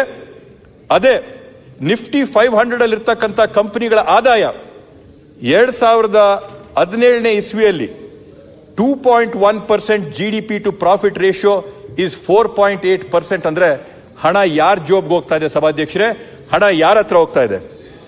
ಆ ಒಂದು ನಿಟ್ಟಿನಲ್ಲಿ ಇವತ್ತು ಏನು ಹಣ ಮತ್ತೆ ಆದಾಯ ಬಡವರ ಜೋಬುಗಳಿಂದ ಸಾಹುಕಾರರ ಜೋಬುಗಳಿಗೆ ಕೇಂದ್ರ ಸರ್ಕಾರದ ಧೋರಣೆಗಳಿಂದ ಬಡವರ ಜೇಬುಗಳಿಂದ ಸಾಹುಕಾರರ ಜೇಬುಗಳಿಗೆ ಏನು ಇವತ್ತು ಹಣ ಆದಾಯಗಳು ಹೋಗ್ತಾ ಇದೆ, ಆ ಒಂದು ಪರಿಸ್ಥಿತಿನ ಸರಿಪಡಿಸಬೇಕು ಅಂತೇಳಿ, ಆ ಒಂದು ಬೆಳವಣಿಗೆಗನ ಸರಿತೂಗಿಸಬೇಕು ಅನ್ನೋ ಒಂದು ನಿಟ್ಟಿನಲ್ಲಿ ಇವತ್ತು ನಮ್ಮ ಮಾನ್ಯ ಮುಖ್ಯಮಂತ್ರಿಗಳು ಕಾಂಗ್ರೆಸ್ ಪಕ್ಷ ತಗೊಂಡಿರ್ತಕ್ಕಂಥ ಐತಿಹಾಸಿಕವಾದಂತ ನಿರ್ಣಯ, ಗ್ಯಾರಂಟಿಗಳು ಕೊಡಬೇಕಂತಕ್ಕಂಥ ನಿರ್ಣಯ ಇದು ಚುನಾವಣೆಯ ಘೋಷಣೆ ಅಲ್ಲ. ಇದು ನಾವು ಜನರ ಪರವಾಗಿ, ಸಮಾಜದ ಪರವಾಗಿ ನಮ್ಮ ಬದ್ಧತೆಯನ್ನ ಎತ್ತಿ ತೋರಿಸುತ್ತೆ ಸಭಾಧ್ಯಕ್ಷರೇ. ಆದ್ರಿಂದ ಈ ಒಂದು ಏನು ಗ್ಯಾರಂಟಿಯ ಯೋಜನೆ ಇದೆ, ಈ ಒಂದು ಗ್ಯಾರಂಟಿಯ ಯೋಜನೆನ ಯಾವುದೇ ಕಾರಣಕ್ಕೂ ನಿಲ್ಸಂತದ್ದಿಲ್ಲ. ಇವತ್ತು ನಾವು 2 ಕೆಲಸನ ಮಾಡ್ತಾ ಇದ್ದೀವಿ. ಸನ್ಮಾನ್ಯ ಸಿದ್ದರಾಮಣ್ಣವರ ಸರ್ಕಾರ ಇವತ್ತು 2 ಕೆಲಸ ಮಾಡ್ತಾ ಇದೆ. ಒಂದು, ಬಡವರ ಜೋಬನ್ನ, ಬಡವರ ಹೊಟ್ಟೆನ ತುಂಬಿಸಂತ ಕೆಲಸ ನಮ್ಮ ಸರ್ಕಾರ ಮಾಡ್ತಾ ಇದೆ. ಎರಡನೇದು, ಏನು ಕೇಂದ್ರ ಸರ್ಕಾರದ ಕಡೆಯಿಂದ ಒಂದು ಕಡೆ ಬಡವರ ಜೋಬುಗಳಿಗೆ ಏಟು ಬಿದ್ರೆ, ಮತ್ತೊಂದು ಕಡೆ ಇವತ್ತೇನಾಗ್ತಾ ಇದೆ ಸಭಾಧ್ಯಕ್ಷರೇ, ಸಾಕಷ್ಟು ಜನ ಇದ್ರ ಬಗ್ಗೆ ಮಾತನಾಡಿದ್ದಾರೆ. ಅದರಿಂದ ಮತ್ತೊಮ್ಮೆ ನಾನು ಆ ವಿಷಯದ ಬಗ್ಗೆನೇ ಮಾತಾಡಕ್ ಹೋಗೋದಿಲ್ಲ. ಆದರೆ ಕೇಂದ್ರ ಸರ್ಕಾರದ ಮಲತಾಯಿ ಧೋರಣೆಯಿಂದ ಕರ್ನಾಟಕ ರಾಜ್ಯನ ದಕ್ಷಿಣ ಭಾಗದಲ್ಲಿರ್ತಕ್ಕಂಥ ರಾಜ್ಯಗಳಿಗೆ ಮಲತಾಯಿ ಧೋರಣೆ ಏನು ಕೇಂದ್ರ ಸರ್ಕಾರ ತೋರಿಸ್ತಾ ಇದೆ, ಆ ಕೇಂದ್ರ ಸರ್ಕಾರದ ಮಲತಾಯಿ ಧೋರಣೆಯಿಂದ ಕರ್ನಾಟಕ ರಾಜ್ಯಕ್ಕೆ ಸುಮಾರು 2,53,287 ಕೋಟಿ ರೂಪಾಯಿಗಳಷ್ಟು ಕೇಂದ್ರ ಸರ್ಕಾರದಿಂದ ಬರಬೇಕಾದಂತ ಅನುದಾನಗಳು, ಗ್ರಾಂಟ್ಗಳ ಒಂದು ನಷ್ಟ ಆಗಿ ಇವತ್ತು ಆರ್ಥಿಕತೆಯಲ್ಲಿ ಇಕ್ಕಟ್ಟಿನ ಪರಿಸ್ಥಿತಿ ಸೃಷ್ಟಿಯಾಗಿದೆ ಅಂತಂದ್ರೆ ಎಲ್ಲದೂ ಕೂಡ ಕಾರಣೀಕರ್ತರಾಗಿರ್ತಕ್ಕಂಥದ್ದು ಕೇಂದ್ರ ಸರ್ಕಾರದ ಧೋರಣೆಗಳ ಸಭಾಧ್ಯಕ್ಷರೇ. ಅವ್ರು ತಗೊಂಡಿರ್ತಕ್ಕಂಥ ಅವೈಜ್ಞಾನಿಕ ಕ್ರಮಗಳಿಂದ ಈ ಒಂದು ರಾಜ್ಯದಲ್ಲಿ, ದೇಶದಲ್ಲಿ ಬಡತನ ನಾವು ನೋಡ್ತಾ ಇದ್ದೀವಿ, ಶ್ರೀಮಂತರ ಕೈಗೆ ಕಾಸು ಸೇರ್ತಾ ಇದ್ದಂತ ನೋಡ್ತಾ ಇದೀವಿ, ಅಸಮಾನತೆ ಜಾಸ್ತಿ ಆಗ್ತಾ ಇರತಕ್ಕಂಥದ್ದನ್ನ ನೋಡ್ತಾ ಇದೀವಿ. ಇವೆಲ್ಲವನ್ನೂ ಕೂಡ ಮುಗಿಸಂತ ಕೆಲಸನ ಇವತ್ತು ನಮ್ಮ ರಾಜ್ಯದಲ್ಲಿರ್ತಕ್ಕಂಥ ಕಾಂಗ್ರೆಸ್ ಸರ್ಕಾರ ಮಾಡ್ತಾ ಇದೆ. ಆದ್ರಿಂದಾನೇ ನಾವು ಪ್ರತಿಯೊಂದು ಬಾರಿ ಕೂಡ ಹೇಳ್ತಾ ಇರ್ತಕ್ಕಂಥದ್ದು, ಇದು ಕರ್ನಾಟಕ ಮಾದರಿ ಅಂತೇಳಿ. This is the Karnataka model. ಅಸಮಾನತೆಯನ್ನ ನಾವು ನಿರ್ಮೂಲನೆ ಮಾಡಂತ ಒಂದು ಕ್ರಮ ನಾವು ಈ ರಾಜ್ಯದಲ್ಲಿ ತಗೋತಾ ಇದೀವಿ ಸಭಾಧ್ಯಕ್ಷರೇ. ಇನ್ನು ಮುಂದುವರೆದು ಮಾತಾಡ್ಬೇಕಂತಂದ್ರೆ, ಇವತ್ತು ಏನ್ ನಮ್ಮ ರಾಜ್ಯದಲ್ಲಿ ಆಗ್ತಾ ಇರ್ತಕ್ಕಂಥ ಬೆಳವಣಿಗೆ, ಬಿಜೆಪಿಯವರು ಕಡೆ ಬಜೆಟ್ ನ ಮಂಡನೆ ಮಾಡಿದಂತ ಸಂದರ್ಭದಲ್ಲಿ 2022-23ನೇ ಇಸ್ವಿಯಲ್ಲಿ ಬಜೆಟ್ ಮಂಡನೆ ಮಾಡಿದಂತ ಸಂದರ್ಭದಲ್ಲಿ ಬಜೆಟಿನ ಗಾತ್ರ ಇದ್ದಿದ್ದು ಸಭಾಧ್ಯಕ್ಷರೇ 2,65,720 ಕೋಟಿ ಸಭಾಧ್ಯಕ್ಷರೇ. ಆವತ್ತು ರಾಜ್ಯದ GSDP ಇದ್ದಿದ್ದು 22 ಲಕ್ಷ 22.7 ಲ್ಯಾಕ್ ಕ್ರೋರ್ ಸಭಾಧ್ಯಕ್ಷರೇ. ಇವತ್ತು 2025-26ನೇ ಸಾಲಿನಲ್ಲಿ ನಾವು ಬಜೆಟ್ ಮಂಡನೆ ಮಾಡಬೇಕಾದಂತ ಸಂದರ್ಭದಲ್ಲಿ ಬಜೆಟಿನ ಗಾತ್ರ 4,09,549 ಕೋಟಿಗೆ ಹೆಚ್ಚಳ ಆಗಿ ರಾಜ್ಯದ GSDP ಇವತ್ತು ನಾವು 30.7 ಲಕ್ಷ ಕೋಟಿವರೆಗೂ ಆಗತ್ತೆ ಅನ್ನೋ ಒಂದು ನಿರೀಕ್ಷೆ ಇಟ್ಕೊಂಡಿದ್ದೀವಿ ಸಭಾಧ್ಯಕ್ಷರೇ. ಘಂಟಾಘೋಷವಾಗಿ ನಾನು ಹೇಳ್ತೀನಿ, ಈ ಒಂದು GSDP ಸುಮಾರು 8 ಲಕ್ಷ ಕೋಟಿ ಜಾಸ್ತಿ ಆಗ್ಬೇಕಂತಂದ್ರೆ ಅದಕ್ಕೆ ಪ್ರಮುಖವಾದಂತ ಕಾರಣ ಅಂತಂದ್ರೆ ನಾವು ಕೊಟ್ಟಿರ್ತಕ್ಕಂಥ ಗ್ಯಾರಂಟಿ ಯೋಜನೆಗಳು. ಏನ್ ನಮ್ಮ ಸರ್ಕಾರ ಅಧಿಕಾರಕ್ಕೆ ಬಂದಂತ ಸಂದರ್ಭದಲ್ಲಿ ನಾವು ಕೊಟ್ಟಿರ್ತಕ್ಕಂಥ ಗ್ಯಾರಂಟಿ ಯೋಜನೆಗಳ ಅನುದಾನ ನೇರವಾಗಿ ಏನ್ ಬಡವರ ಜೋಬುಗಳಿಗೆ ಹೋಗಿದೆ, ಅದನ್ನ ಅವರು ಮಾರುಕಟ್ಟೆಯಲ್ಲಿ ತಂದು ಖರ್ಚು ಮಾಡಿ ಬಳಸ್ಕೊಂಡು ಇವತ್ತು ರಾಜ್ಯದ GSDP ನ ಜಾಸ್ತಿ ಮಾಡಂತ ಕೆಲಸ ಆಗ್ತಾ ಇದೆ ಸಭಾಧ್ಯಕ್ಷರೇ. ಇದೊಂದು ನಿಜವಾಗ್ಲೂ ಆರ್ಥಿಕತೆಯ ಒಂದು ಮಾದರಿ ಸಭಾಧ್ಯಕ್ಷರೇ. ಕೇಂದ್ರ ಸರ್ಕಾರದಲ್ಲಿ ನಾವು ನೋಡ್ತಾ ಇರ್ತಕ್ಕಂಥದ್ದು ಟಾಪ್ ಡೌನ್ ಪಾಲಿಟಿಕ್ಸ್ ಅಂತಂದ್ರೆ, ಟಾಪ್ ಡೌನ್ ಎಕನಾಮಿಕ್ಸ್ ಅಂದ್ರೆ ಬಂಡವಾಳ ಶಾಹಿಗಳಿಗೆ ಅನುಕೂಲ ಮಾಡ್ತಾ ಇದ್ದಾರೆ. ಮೊನ್ನೆ ಮಂಡನೆ ಮಾಡಿದಂತ ಬಜೆಟ್ ಅಲ್ಲಿ ಬಂಡವಾಳ ಶಾಹಿಗಳಿಗೆ 1 ಲಕ್ಷ ಕೋಟಿ ರೂಪಾಯಿವರೆಗೂ ಟ್ಯಾಕ್ಸ್ ರಿಬೇಟ್ ಕೊಟ್ಟಿದ್ದಾರೆ ಸಭಾಧ್ಯಕ್ಷರೇ. ಆ ಕಾಸು ಎಲ್ಲಿಂದ ಬರಬೇಕಾಗಿದೆ? ಬಡವರಿಂದಲೇ ತಗೋಬೇಕಾಗಿದೆ. ಅದರಿಂದ ಇವತ್ತು ಬಡವರ ರಕ್ಷಣೆನ ಇವತ್ತು ನಾವು ನಮ್ಮ ಸರ್ಕಾರದ ಮುಖಾಂತರವಾಗಿ, ನಮ್ಮ ಗ್ಯಾರಂಟಿಗಳ ಮುಖಾಂತರವಾಗಿ ಅಗತ್ಯವಾಗಿ ಮಾಡಬೇಕಾದ್ರಿಂದ ಈ 51,034 ಕೋಟಿಗಳನ್ನ ಜನರ ಜೇಬಿಗೆ ತುಂಬಿಸಂತ ಕೆಲಸನ ಇವತ್ತು ನಾವು ಮಾಡ್ತಾ ಇದೀವಿ ಸಭಾಧ್ಯಕ್ಷರೇ. ಇವತ್ತು ಸಾಕಷ್ಟು ಜನ ಏನ್ ನಮ್ಮ ಕ್ಯಾಪಿಟಲ್ ಎಕ್ಸ್ಪೆಂಡಿಚರ್ ಇದೆ, ಕ್ಯಾಪಿಟಲ್ ಎಕ್ಸ್ಪೆಂಡಿಚರ್ ಬಗ್ಗೆ ಚರ್ಚೆ ಮಾಡಿದ್ದಾರೆ ಸಭಾಧ್ಯಕ್ಷರೇ. ರಾಜ್ಯದಲ್ಲಿ ಈ ಬಾರಿ ಕ್ಯಾಪಿಟಲ್ ಎಕ್ಸ್ಪೆಂಡಿಚರ್ನ ನಾವು ನೋಡಿದ್ರೆ ನಾವು ಸುಮಾರು 71,000 ಕೋಟಿ ರೂಪಾಯಿಯಷ್ಟು ಕ್ಯಾಪಿಟಲ್ ಎಕ್ಸ್ಪೆಂಡಿಚರ್ ಮಾಡ್ತಾ ಇದೀವಿ. ಕಳೆದ ವರ್ಷಕ್ಕೆ ಹೋಲಿಕೆ ಮಾಡಿದ್ರೆ ಕಳೆದ ವರ್ಷ ನಾವು ಕ್ಯಾಪಿಟಲ್ ಎಕ್ಸ್ಪೆಂಡಿಚರ್ ಮಾಡಿದ್ದು 56,492 ಕೋಟಿ. ಅಂದ್ರೆ ಅಂದಾಜ್ ಮೇಲೆ ಸುಮಾರು 16,000 ಕೋಟಿ ರೂಪಾಯಿಯಷ್ಟು ಹೆಚ್ಚು ಈ ಬಾರಿ ನಾವು ಕ್ಯಾಪಿಟಲ್ ಎಕ್ಸ್ಪೆಂಡಿಚರ್ ಅಲ್ಲಿ ಖರ್ಚು ಮಾಡ್ತಾ ಇದೀವಿ ಸಭಾಧ್ಯಕ್ಷರೇ. ಇದನ್ನ ನಾನು ಟೀಕೆ ಟಿಪ್ಪಣಿ ಮಾಡೋದಕ್ಕೋಸ್ಕರ ಅಲ್ಲ, ಕೇಂದ್ರ ಸರ್ಕಾರದಲ್ಲಿ ಕ್ಯಾಪಿಟಲ್ ಎಕ್ಸ್ಪೆಂಡಿಚರ್ ಜಾಸ್ತಿ ಆಗ್ತದೆ, ಸೃಜನೆ ಆಗ್ತದೆ ಅಂತ ಒಂದು ಏನಿಲ್ಲಿ ಪ್ರಸ್ತಾಪ ಆಯಿತು, ಅದಕ್ಕೆ ಬರೀ ಕೇಂದ್ರ ಸರ್ಕಾರದ ಬಜೆಟ್ಗೆ, ನಮ್ಮ ರಾಜ್ಯ ಸರ್ಕಾರದ ಬಜೆಟ್ಗೆ ಸಣ್ಣದಾಗಿ ನಾನು ಹೋಲಿಕೆ ಮಾಡಿ ಹೇಳ್ತೀನಿ ಸಭಾಧ್ಯಕ್ಷರೇ. ಕಳೆದ ವರ್ಷ 24-25 ಬಜೆಟ್ನಲ್ಲಿ ಕೇಂದ್ರ ಸರ್ಕಾರ ಕ್ಯಾಪಿಟಲ್ ಎಕ್ಸ್ಪೆಂಡಿಚರ್ಗೆ ನಿಗದಿ ಮಾಡಿಟ್ಟಂತ ಹಣ ಎಷ್ಟು ಅಂತಂದ್ರೆ 11.11 ಲಕ್ಷ ಕೋಟಿ ರೂಪಾಯಿ. ಈ ಬಾರಿ ಕೇಂದ್ರ ಸರ್ಕಾರ ಕ್ಯಾಪಿಟಲ್ ಎಕ್ಸ್ಪೆಂಡಿಚರ್ಗೆ ಎಷ್ಟು ನಿಗದಿ ಮಾಡಿಕ್ಕಿದೆ ಅಂದ್ರೆ 11.21 ಲಕ್ಷ ಕೋಟಿ ರೂಪಾಯಿ. ಅಂದ್ರೆ ಒಂದು ವರ್ಷದಲ್ಲಿ ಕೇಂದ್ರ ಸರ್ಕಾರ ಕ್ಯಾಪಿಟಲ್ ಎಕ್ಸ್ಪೆಂಡಿಚರ್ಗೆ ಜಾಸ್ತಿ ಎಷ್ಟು ಅಮೌಂಟ್ ಇಟ್ಟಿದೆ ಅಂತಂದ್ರೆ 9,979 ಕೋಟಿ ರೂಪಾಯಿಗಳನ್ನ ಮಾತ್ರ ಕೇಂದ್ರ ಸರ್ಕಾರ ಒಂದು ವರ್ಷದಿಂದ ಇನ್ನೊಂದು ವರ್ಷಕ್ಕೆ ಜಾಸ್ತಿ ಮಾಡಿದೆ. ಆದ್ರೆ ಅದನ್ನೇ ನಮ್ಮ ಸರ್ಕಾರಕ್ಕೆ ಹೋಲಿಕೆ ಮಾಡಿದ್ರೆ ಒಂದು ವರ್ಷದಿಂದ ಇನ್ನೊಂದು ವರ್ಷಕ್ಕೆ ನಾವು ಸುಮಾರು 16,000 ಕೋಟಿ ರೂಪಾಯಿಗಳನ್ನ ಹೆಚ್ಚಳ ಮಾಡಿ ಇವತ್ತು ಒಂದು ಕಡೆ ನಾವು ದಾಸೋಹ ಮಾಡಿದ್ರೆ ಇನ್ನೊಂದು ಕಡೆ ನಾವು ಕಾಯಕಕ್ಕೂ ಕೂಡ ಎರಡಕ್ಕೂ ನಾವು ಸಮಾನವಾದಂತ ಒತ್ತನ್ನ ಕೊಡ್ತಾ ಇದೀವಿ. ಸಾಲ ಸಭಾಧ್ಯಕ್ಷರೇ ಆ ಸರ್ಕಾರ ಮಾಡ್ತು, ಅವ್ರು ಮಾಡಿದ್ರು, ಇವ್ರು ಮಾಡಿದ್ರು ಅಂತ ನಾವು ಯಾವುದೇ ಕಾರಣಕ್ಕೂ ಹೇಳಕ್ಕಾಗಲ್ಲ. ಮನಮೋಹನ್ ಸಿಂಗ್ ಅವರ ಸರ್ಕಾರ ಇಳಿದಂತ ಸಂದರ್ಭದಲ್ಲಿ 55 ಲಕ್ಷ ಕೋಟಿ ಸಾಲ ಇದ್ದಿದ್ದು ಇವತ್ತು 200 ಲಕ್ಷ ಕೋಟಿ ಸಾಲಕ್ಕಿಂತ ಜಾಸ್ತಿ ಕೇಂದ್ರದಲ್ಲಾಗಿದೆ. ಆದ್ರಿಂದ ಸಾಲ ಯಾರು ತಗೊಂಡ್ರು, ಯಾರ ಕಾಲದಲ್ಲಿ ಜಾಸ್ತಿ ಆಯ್ತು, ಕಡಿಮೆ ಆಯ್ತು ಅನ್ನೋದನ್ನ ಬಿಟ್ಟು ನಾವೇನು ಆರ್ಥಿಕ ಶಿಸ್ತುಗಳಿಗೆ ನಿಯಮಗಳನ್ನ ಪಾಲನೆ ಮಾಡಿದೀವೋ ಆ ಪಾಲನೆಗಳ ಮಿತಿಯಲ್ಲಿದ್ದೀವ ಅಂತ ನಾವು ನೋಡಿದ್ರೆ ಇವತ್ತು ಮಾನ್ಯ ಸಿದ್ದರಾಮಣ್ಣವರು ಮಂಡಿಸಿರ್ತಕ್ಕಂಥ ಬಜೆಟ್ ಅಲ್ಲಿ ಎಲ್ಲಾ ನಿಯಮಗಳನ್ನು ಪಾಲನೆ ಮಾಡಿಕೊಂಡು ನಾವು ಮಾಡಿದೀವಿ ಅಂತ ಹೇಳಿ ಈ ಸಂದರ್ಭದಲ್ಲಿ ನಾನು ಹೇಳಕ್ ಬಯಸ್ತೀನಿ ಸಭಾಧ್ಯಕ್ಷರೇ. ಇವತ್ತು ರಾಜ್ಯದಲ್ಲಿ ಕರ್ನಾಟಕ ರಾಜ್ಯ ಅಭಿವೃದ್ಧಿ ಆಗ್ಬೇಕಂದ್ರೆ, ಕರ್ನಾಟಕ ರಾಜ್ಯ ಮುಂದುವರಿಬೇಕಂದ್ರೆ ಪ್ರಪ್ರಥಮವಾಗಿ ನಾವು ಬೆಂಗಳೂರು ನಗರಕ್ಕೆ ಆದ್ಯತೆ ಕೊಡಬೇಕು ಸಭಾಧ್ಯಕ್ಷರೇ. ಸುಮಾರು ವರ್ಷಗಳಿಂದ ಕಳೆದ ಸರ್ಕಾರದಿಂದ ಈಗ ಏನು ಬೆಂಗಳೂರಿನ ಒಂದು ನಿರ್ಲಕ್ಷ್ಯ ಮಾಡ್ಕೊಂಡು ಬಂದಿದ್ದು, ಇವತ್ತು ಈ ಬಾರಿ ಸನ್ಮಾನ್ಯ ಸಿದ್ದರಾಮಣ್ಣವರು ಮಂಡಿಸಿರ್ತಕ್ಕಂಥ ಬಜೆಟ್ ಅಲ್ಲಿ ಬೆಂಗಳೂರಿನ ಅಭಿವೃದ್ಧಿಗೋಸ್ಕರ ಸುಮಾರು 1 ಲಕ್ಷ ಕೋಟಿ ರೂಪಾಯಿಗಳನ್ನ ಇವತ್ತು ಅವರು ನಿಗದಿ ಮಾಡಿಡಿಸಿ ಇವತ್ತು ಬೆಂಗಳೂರಿಗೆ ಬೇಕಾದಂತ 170 ಕಿಲೋಮೀಟರ್ ಫ್ಲೈಓವರ್ಗಳಾಗಿರ್ಬೋದು, ಗ್ರೇಡ್ ಸೆಪರೇಟರ್ಗಳಾಗಿರ್ಬೋದು, ಇವೆಲ್ಲವಕ್ಕೂ ಕೂಡ ಸುಮಾರು 54,000 ಕೋಟಿ ರೂಪಾಯಿಗಳನ್ನ ನಿಗದಿ ಮಾಡಿ ಏನಿವತ್ತು ರಾಜಕಾಲುವೆಗಳ ಪಕ್ಕದಲ್ಲಿರ್ತಕ್ಕಂಥ ಬಫರ್ ಝೋನ್ಗಳಲ್ಲಿ 320 ಕಿಲೋಮೀಟರ್ ಅಷ್ಟು ಹೊಸ ರಸ್ತೆಗಳನ್ನ ಮಾಡಿ ಬೆಂಗಳೂರಲ್ಲಿರ್ತಕ್ಕಂಥ ಟ್ರಾಫಿಕ್ನ ದಟ್ಟಣೆಯನ್ನ ಕಡಿಮೆ ಮಾಡಂತ ಒಂದು ಐತಿಹಾಸಿಕವಾದಂತಹ ಕ್ರಮದ ಜೊತೆಗೆ ಬೆಂಗಳೂರಿಗೆ ಸುಮಾರು ವರ್ಷದಿಂದ ಬೇಕಾದಂತ ಒಂದು ಪೆರಿಫೆರಲ್ ರಿಂಗ್ ರೋಡ್ಗೆ ಲ್ಯಾಂಡ್ ನ ನೋಟಿಫೈ ಮಾಡಿ ಪ್ಲಾನ್ ನ ಮಾಡಿ 27,000 ಕೋಟಿ ರೂಪಾಯಿಯಲ್ಲಿ ಅದನ್ನ ಅಭಿವೃದ್ಧಿ ಮಾಡಂತ ಕ್ರಮಕ್ಕೂ ಕೂಡ ಇವತ್ತು ನಮ್ಮ ಸರ್ಕಾರ ಪ್ರಾರಂಭ ಮಾಡಿದೆ ಸಭಾಧ್ಯಕ್ಷರೇ.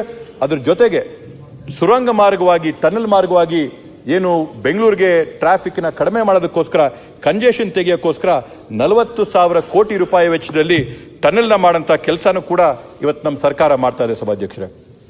ಇವತ್ತು ಪ್ರಾದೇಶಿಕವಾದಂತ ಅಸಮತೋಲನ ತೆಗಿಬೇಕಂತೇಳಿ, ಡಿಸ್ಪ್ಯಾರಿಟಿನ ನಾವು ತೆಗಿಬೇಕು ಅನ್ನೋ ಒಂದು ನಿಟ್ಟಿನಲ್ಲಿ ರಾಜ್ಯ ಸರ್ಕಾರ ಲೀಪ್ ಅನ್ನಂತ ಒಂದು ಯೋಜನೆಯನ್ನ ಪ್ರಾರಂಭ ಮಾಡಿ 2025-26ನೇ ಸಾಲಿನಲ್ಲಿ ಏನು ಮೈಸೂರು, ಮಂಗಳೂರು, ಹುಬ್ಳಿ, ಬೆಳಗಾವಿ, ಧಾರವಾಡ, ಕಲಬುರಗಿ ಇಂಥ ಭಾಗಗಳಲ್ಲಿ ಕೂಡ ನಮ್ಮಲ್ಲಿ ಆವಿಷ್ಕಾರಗಳಾಗಬೇಕು, ಇನೋವೇಷನ್ ಆಗಬೇಕು, ನವೋದ್ಯಮಗಳಲ್ಲಿ ಬರಬೇಕು, ಸ್ಟಾರ್ಟ್ಅಪ್ಗಳಲ್ಲಿ ಆಗಬೇಕು ಅನ್ನೋ ನಿಟ್ಟಿನಲ್ಲಿ ಆ ಎಲ್ಲಾ ಭಾಗಗಳಲ್ಲಿರ್ತಕ್ಕಂಥ ಪ್ರತಿಭಾವಂತರಿಗೆ ಸ್ಥಳೀಯವಾಗಿ ಅವಕಾಶ ಸಿಗಬೇಕು ಅನ್ನೋ ನಿಟ್ಟಿನಲ್ಲಿ ನಮ್ಮ ಸರ್ಕಾರ ಕೆಲಸ ಮಾಡ್ತಾ ಇದೆ ಸಭಾಧ್ಯಕ್ಷರೇ. ಇನ್ನು ಮಾತಾಡಂತದ್ದು ಸಾಕಷ್ಟು ವಿಷಯಗಳಿವೆ ಸಭಾಧ್ಯಕ್ಷರೇ. ಆದರೆ ಕಡೆಯಲ್ಲಿ ಒಂದು 2 ಅಂಶಗಳನ್ನ ನಾನು ಪ್ರಸ್ತಾಪ ಮಾಡಿ ನನ್ನ ಭಾಷಣನ ನಾನು ಮುಗಿಸ್ತೀನಿ ಸಭಾಧ್ಯಕ್ಷರೇ. ಇವತ್ತು ಸಾಕಷ್ಟು ಬಾರಿ ನಾವು ವಿರೋಧ ಪಕ್ಷದ ಟೀಕೆ ಟಿಪ್ಪಣಿಗಳನ್ನ ಕೇಳಿದೀವಿ. ವಿರೋಧ ಪಕ್ಷದ ಒಂದು ಗುಣ ಲಕ್ಷಣ ಏನಂತಂದ್ರೆ ಯಾವತ್ತೂ ಕೂಡ ಸಮಾಜದಲ್ಲಿ ಒಂದು ಒಡಕುಂಟು ಮಾಡಕ್ಕೆ ಯಾವುದೇ ಒಂದು ಅವಕಾಶ ಸಿಗಲಿ ಅದನ್ನ ತಗೊಂಡು ಸಮಾಜದಲ್ಲಿ ಒಡಕುಂಟು ಮಾಡೋಂಥ ಒಂದು ಪ್ರಯತ್ನ ಮಾಡ್ತಾರೆ ಸಭಾಧ್ಯಕ್ಷರೇ. ಆದ್ರಿಂದ ಈ ಒಂದು ಸಂದರ್ಭದಲ್ಲಿ ಈ ಬಜೆಟ್ನು ಕೂಡ ಅವರಿಲ್ಲಿ ನೋಡಿ ಹೀಯಾಳಿಸಿ ಟೀಕೆ ಟಿಪ್ಪಣಿ ಮಾಡಿ ಹಲಾಲ್ ಬಜೆಟ್ ಅಂತೇಳಿ ಮುಸ್ಲಿಮರ ತುಷ್ಟೀಕರಣ ಬಜೆಟ್ ಅಂತೆಲ್ಲ ಹೇಳಿ ಕೇಳಿದೀವಿ ಸಭಾಧ್ಯಕ್ಷರೇ. ಇವತ್ತೊಂದು ನಾವು ನೋಡಬೇಕಾಗಿದೆ, ಕರ್ನಾಟಕ ರಾಜ್ಯದಲ್ಲಿ ಮುಸ್ಲಿಂ ಸಮುದಾಯದವರು ಏನಿದ್ದಾರೆ ಅವರೊಂದು ದೊಡ್ಡ ಸಂಖ್ಯೆಯಲ್ಲಿರ್ತಕ್ಕಂಥ ಸಮುದಾಯ. ನಾನಾ ಕಾರಣಗಳಿಂದ ಆ ಕಾರಣಗಳಲ್ಲಿ ಈ ಸಂದರ್ಭದಲ್ಲಿ ಚರ್ಚೆ ಮಾಡುವಂಥದ್ದು ಸೂಕ್ತ ಅಲ್ಲ. ನಾನಾ ಕಾರಣಗಳಿಂದ ಅವರು ಆರ್ಥಿಕವಾಗಿ, ಸಾಮಾಜಿಕವಾಗಿ, ಶೈಕ್ಷಣಿಕವಾಗಿ ಹಿಂದುಳಿದಿರ್ತಕ್ಕಂಥದ್ದನ್ನ ನಾವೆಲ್ಲರೂ ಕೂಡ ನೋಡಿದೀವಿ, ಗಮನಿಸಿದೀವಿ ಸಭಾಧ್ಯಕ್ಷರೇ. ಅವು ನಾವ್ಯಾರೂ ಕೂಡ ಅಲಗೆಳೆಯಕ್ಕೆ ಸಾಧ್ಯ ಇಲ್ಲ. ಆದ್ರಿಂದ ಆ ಒಂದು ನಿಟ್ಟಿನಲ್ಲಿ ನಮ್ಮ ಸರ್ಕಾರ ಒಂದು ದೊಡ್ಡ ಸಮುದಾಯನ ಮುಖ್ಯವಾಹಿನಿಗೆ ತರಬೇಕು ಅನ್ನೋ ಒಂದು ನಿಟ್ಟಿನಲ್ಲಿ ಇವತ್ತು ಆರ್ಥಿಕವಾಗಿ, ಶೈಕ್ಷಣಿಕವಾಗಿ, ಸಾಮಾಜಿಕವಾಗಿ ಅವ್ರಿಗೆ ಶಕ್ತಿ ತುಂಬಂತ ಕೆಲಸನ ಮಾಡಿದ್ರೆ ಇದು ರಾಜ್ಯಕ್ಕೇನೆ ಶಕ್ತಿ ತುಂಬದಂಗಲ್ವಾ ಸಭಾಧ್ಯಕ್ಷರೇ? ಇವತ್ತು ಅವರು ಕಾಮಾಲೆ ಕಣ್ಣಿಂದ ಒಂದು ಸಂಪೂರ್ಣವಾದಂಥ ಸಮಾಜನ ಕಾಮಾಲೆ ಕಣ್ಣಲ್ಲಿ ಅವ್ರು ನೋಡ್ತಾರಂತ ಮಾತ್ರಕ್ಕೆ ಇವತ್ತು ಈ ರೀತಿಯಾದಂಥ ಧೋರಣೆ ಮಾಡಿ, ಈ ರೀತಿಯಾದಂಥ ಟೀಕೆ ಟಿಪ್ಪಣಿಗಳು ಮಾಡೋಂಥದ್ದು ಎಷ್ಟು ಮಟ್ಟಕ್ಕೆ ಸೂಕ್ತ? ಇವತ್ತು ರಾಷ್ಟ್ರಕವಿಗಳಾಗಿರ್ತಕ್ಕಂಥ ಕುವೆಂಪುರವರು ಹೇಳಿದ್ರು, ಕರ್ನಾಟಕ ಏನು ಅಂತಂದ್ರೆ ಸರ್ವ ಜನಾಂಗದ ಶಾಂತಿಯ ತೋಟ ಅಂತೇಳಿ. ಆ ಒಂದು ನಿಟ್ಟಿನಲ್ಲಿ ಈ ರಾಜ್ಯದಲ್ಲಿರ್ತಕ್ಕಂಥ ಎಲ್ಲಾ ಜನರನ್ನು ಕೂಡ ನಾವು ಒಗ್ಗಟ್ಟಾಗಿ ಕರ್ಕೊಂಡು ಹೋಗಂತ ಒಂದು ಪ್ರಯತ್ನನ ಏನ್ ಮಾಡ್ತಾ ಇದೀವಿ ಸಭಾಧ್ಯಕ್ಷರೇ, ಅದಕ್ಕೆ ನಿಜವಾಗ್ಲೂ ನನ್ನ ಮೆಚ್ಚುಗೆನ ನಾನು ಮಾನ್ಯ ಮುಖ್ಯಮಂತ್ರಿಗಳಿಗೆ ಸೂಚಿಸ್ತಾ ಅವರಿಗೆ ಅಭಿನಂದನೆಗಳನ್ನ ಸಲ್ಲಿಸ್ತೀನಿ ಸಭಾಧ್ಯಕ್ಷರೇ. ಮತ್ತೆ ಕಡೆಯಲ್ಲಿ ನಾನು ಒಂದು ವಿಷಯನ ಪ್ರಸ್ತಾಪ ಮಾಡಕ್ಕೆ ಇಷ್ಟಪಡ್ತೀನಿ ಸಭಾಧ್ಯಕ್ಷರೇ. ಪೂರ್ತಿ ಬಜೆಟ್ ಅಲ್ಲಿ ನನಗೆ ಮನಸ್ಸಿಗೆ ತುಂಬಾ ಹತ್ರವಾದಿ ಅನಿಸಿದಂತ ಒಂದು ಅಂಶ, ನಮ್ಮ ಸರ್ಕಾರದ ಧೋರಣೆ ಬಗ್ಗೆ ತೋರಿಸಂತ ಒಂದು ಅಂಶ ಏನಂದ್ರೆ ಸಭಾಧ್ಯಕ್ಷರೇ, ಇವತ್ತು ಏನು ಕಾಡುಗಳಲ್ಲಿ, ಅರಣ್ಯ ಪ್ರದೇಶಗಳಲ್ಲಿ ಇರ್ತಕ್ಕಂಥ 13 ಸಮುದಾಯಗಳು, ಸೋಲಿಗ, ಹಲಸ, ಜೇನುಕುರುಬ, ಗೌಡಾಳು, ಸಿದ್ದಿ, ಕುಡಿಯ, ಮೇಲುಕುಡಿಯ, ಕಾಡು ಕುರುಬ, ಕೊರಗ, ಬೆಟ್ಟ ಕುರುಬ, ಎರವ, ಪಣಿ, ಇವರೆಲ್ಲ ಸಮುದಾಯಗಳಿಗೆ, ಈ ಎಲ್ಲ ಸಮುದಾಯಗಳಿಗೂ ಕೂಡ ಸ್ಪೆಷಲ್ ಡೈರೆಕ್ಟ್ ರಿಕ್ರೂಟ್ಮೆಂಟ್ ಅಂತ ಏನು ಹೊರಡಿಸಿದ್ದಾರೆ ಸಭಾಧ್ಯಕ್ಷರೇ, ನಿಜವಾಗ್ಲಿ ಕೂಡ ಇದನ್ನ ಮೆಚ್ಚಬೇಕಾದಂಥದ್ದು. ಸನ್ಮಾನ್ಯ ಸಿದ್ದರಾಮಣ್ಣವರ ಸಾಮಾಜಿಕ ಬದ್ಧತೆ ಏನ್ ತೋರಿಸ್ತದೆ, ಇದು ಸನ್ಮಾನ್ಯ ಸಿದ್ದರಾಮಣ್ಣವರ ಸಾಮಾಜಿಕ ಬದ್ಧತೆನ ತೋರಿಸ್ತದೆ. ಯಾವೊಂದು ಸಮುದಾಯಗಳು ಅರಣ್ಯ ಪ್ರದೇಶದಲ್ಲಿ, ಬುಡಕಟ್ಟು ಪ್ರದೇಶಗಳಲ್ಲಿ ಇರ್ತಕ್ಕಂಥ ಸಮುದಾಯಗಳು ಬಂದವರಿಗೆ ಶಿಕ್ಷಣ, ವಿದ್ಯಾಭ್ಯಾಸ ಪಡ್ಕೊಳ್ಳೋದೆ ಒಂದು ದೊಡ್ಡ ಸಮಸ್ಯೆ ಆಗಿರುತ್ತೆ. ಅಂತ ಸಮುದಾಯಗಳನ್ನ ಇವತ್ತು ಗುರುತಿಸಿ ಅವ್ರಿಗೂ ಕೂಡ ಆರ್ಥಿಕವಾಗಿ, ಸಾಮಾಜಿಕವಾಗಿ, ಅಧಿಕಾರದಲ್ಲಿ ಅವ್ರಿಗೂ ಕೂಡ ಒಂದು ಪ್ರಾತಿನಿಧ್ಯ ಸಿಗಬೇಕು. ನಾಳೆ ದಿನ ಇಲ್ಲಿ ಗ್ಯಾಲರಿ, ಆಫೀಸರ್ಸ್ ಗ್ಯಾಲರಿಯಲ್ಲಿ ಇಂಥ ಸಣ್ಣ ಸಮುದಾಯಗಳಲ್ಲಿ, ಕಾಡುಗಳಲ್ಲಿರ್ತಕ್ಕಂಥ ಸಮುದಾಯಗಳು ಕೂಡ ಅಲ್ಲಿ ಬಂದು ಆಫೀಸರ್ಸ್ ಗ್ಯಾಲರಿಯಲ್ಲಿ ಕೂತು ಆಡಳಿತದ ವ್ಯವಸ್ಥೆಯಲ್ಲಿ ಭಾಗವಹಿಸಕ್ಕೆ ಅವಕಾಶ ಮಾಡಿಕೊಟ್ಟಿದ್ದಾರೆ ಸಭಾಧ್ಯಕ್ಷರೇ. ಇದು ನಮ್ಮ ಕಾಂಗ್ರೆಸ್ ಪಕ್ಷದ ಮತ್ತೆ ಸನ್ಮಾನ್ಯ ಸಿದ್ದರಾಮಣ್ಣವರ ತತ್ವ ಸಿದ್ಧಾಂತನ ಎತ್ತಿ ತೋರಿಸಂತ ಒಂದು ಕಾಯ್ದೆ ಸಭಾಧ್ಯಕ್ಷರೇ. ಆದ್ರಿಂದ ನಾನು ಇಲ್ಲಿ ಸಚಿವ ಸಂಪುಟನ ಮತ್ತೆ ಮಾನ್ಯ ಮುಖ್ಯಮಂತ್ರಿಗಳನ್ನ ಮನವಿ ಮಾಡ್ಕೊಳ್ಳುವಂಥದ್ದು, ಆದಷ್ಟು ಶೀಘ್ರವಾಗಿ ಈ ಒಂದು ಕಾಯ್ದೆನ ನೀವು ಗೆಜೆಟ್ ಮಾಡಿ ಈ ಒಂದು ಸಮುದಾಯಗಳಿಗೆ ಪ್ರಾತಿನಿಧ್ಯ ಕೊಡಿಸಂತ ಕೆಲಸನ ತಾವು ಮಾಡಬೇಕು ಅಂತ ಈ ಸಂದರ್ಭದಲ್ಲಿ ನಾನು ಮನವಿನ ಮಾಡ್ಕೊಳ್ತಾ, ಇವತ್ತು ಏನು ಮಾನ್ಯ